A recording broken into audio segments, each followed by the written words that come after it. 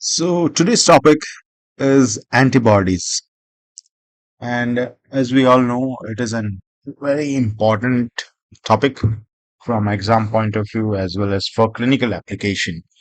So, what are antibodies? Antibodies are gamma globulin protein molecules which are secreted in plasma from plasma cells. Now, plasma cells are derived from B lymphocytes or B cells on antigenic stimulation. So whenever plasma cells get antigenic stimulation, they secrete this protein molecule, which are basically gamma globulin protein. And these gamma globulin protein molecules provide us immunity, acquired immunity, that is humoral immunity. Mhm. So that is the definition of antibodies. So let us start with it and we will learn one by one its aspects.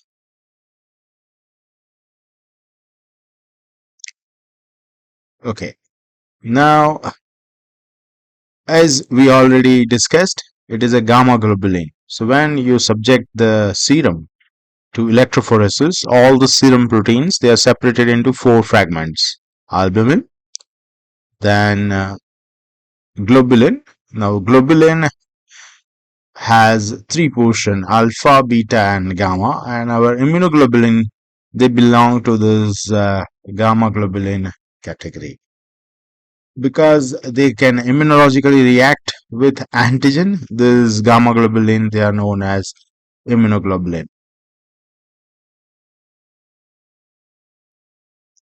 Now you hear this term very frequently, immunoglobulin as well as antibody. Are they synonyms? Are they not?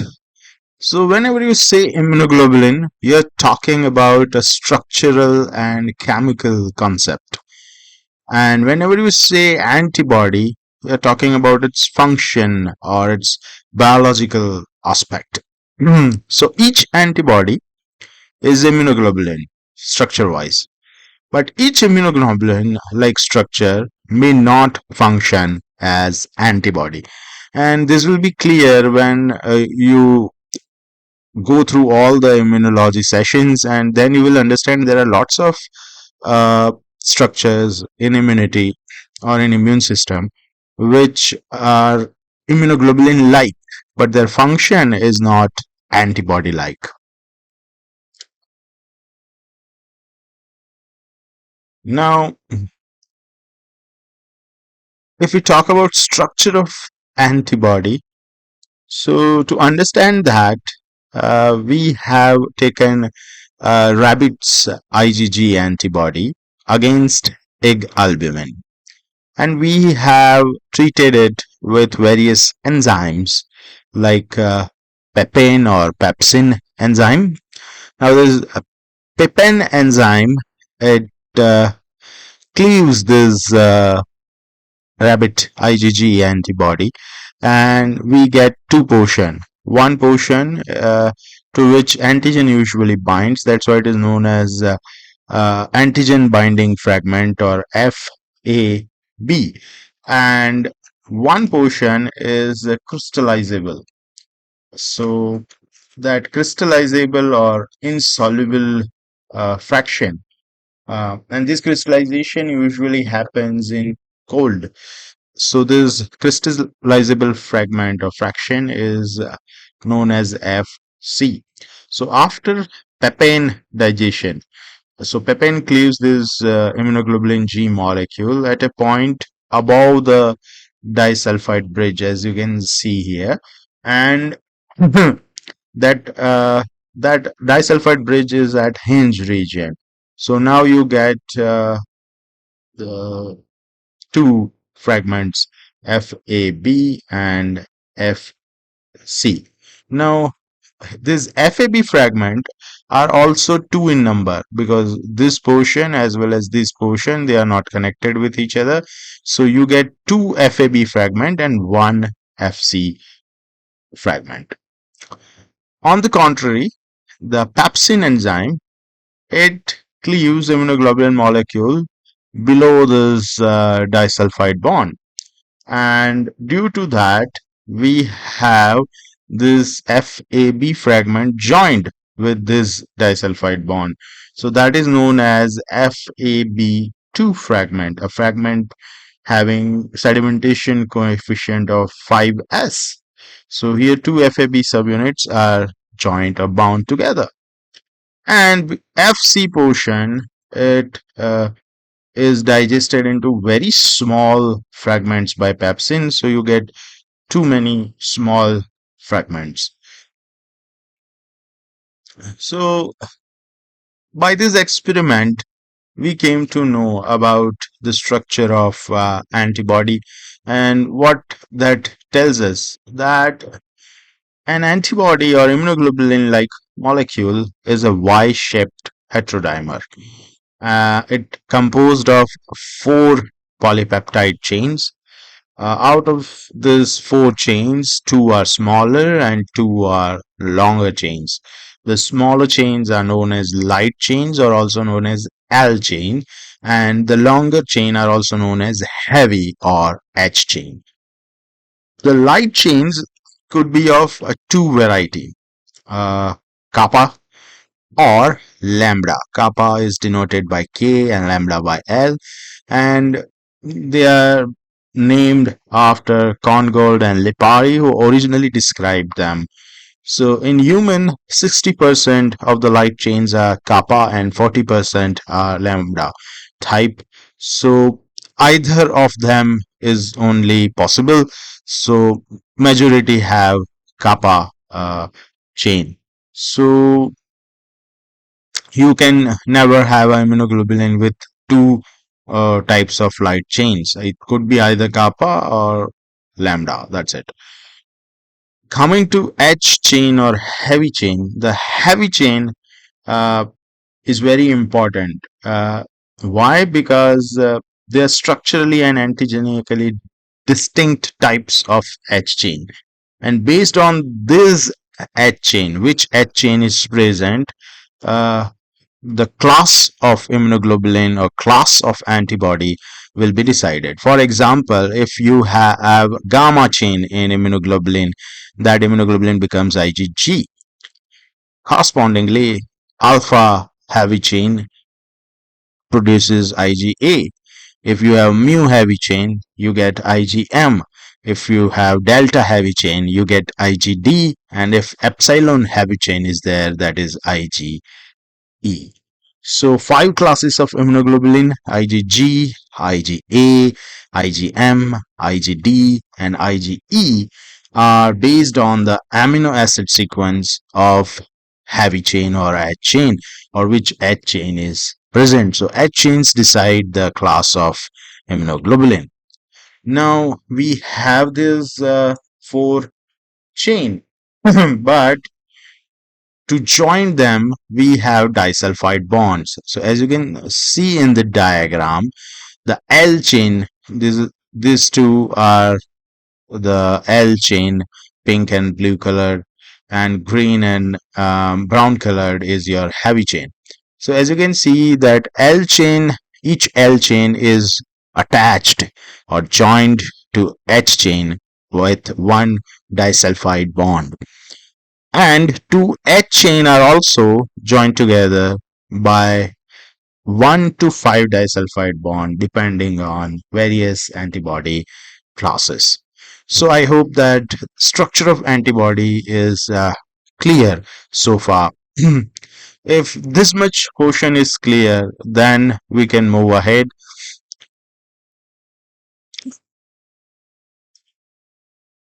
Now, because antibody uh, molecule which is made up of peptide chain, peptide is protein, and peptide chain have a carboxy terminal and an N terminal. So carboxy terminal is usually the constant region, and